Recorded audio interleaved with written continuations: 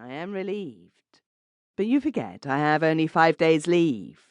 Yes, and I've also taken 5 days leave from my duties. I like that word. What word? Duty. It is horrible sometimes. Oh, that's because you think it's narrow, but it isn't. It contains infinities, and so... What is this jargon? He disregarded the interjected scorn. An infinity of absolution, for instance, he continued. But as to this another world, who's going to look for it and for the tale that is in it? You, she said, with a strange, almost rough sweetness of assertion. He made a shadowy movement of assent in his chair, the irony of which not even the gathered darkness could render mysterious. As you will. In that world, then, there was once upon a time a commanding officer and a Northman. Put in the capitals, please, because they had no other names. It was a world of seas and continents and islands. Like the earth, she muttered bitterly.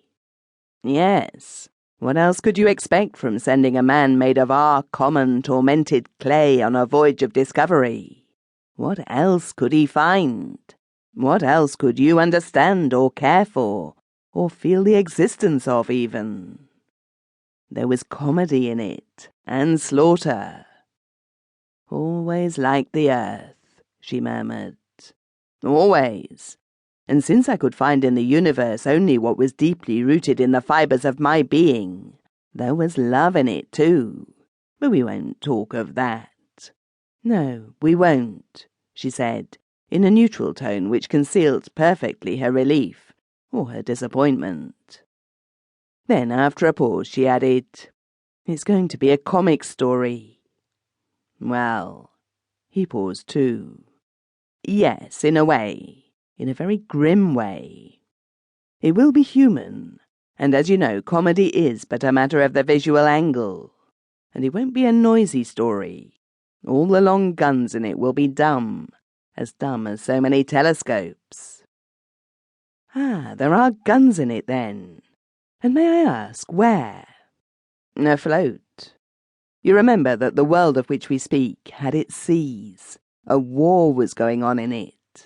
It was a funny world, and terribly in earnest.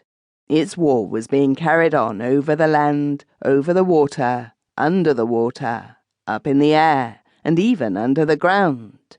And many young men in it, mostly in wardrooms and mess rooms, used to say to each other, pardon the unparliamentary word, they used to say, It's a damned bad war, but it's better than no war at all. Sounds flippant, doesn't it?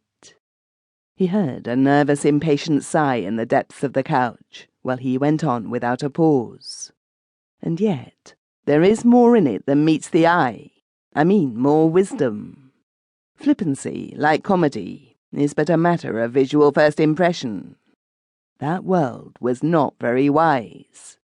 But there was in it a certain amount of common working sagacity. That, however, was mostly worked by the neutrals in diverse ways, public and private, which had to be watched. Watched by acute minds, and also by actual sharp eyes. They had to be very sharp indeed, too, I assure you. I can imagine, she murmured appreciatively. What is there that you can't imagine? He pronounced soberly. You have the world in you. But let us go back to our commanding officer, who of course commanded a ship of a sort. My tales, if often professional, as you remarked just now, have never been technical.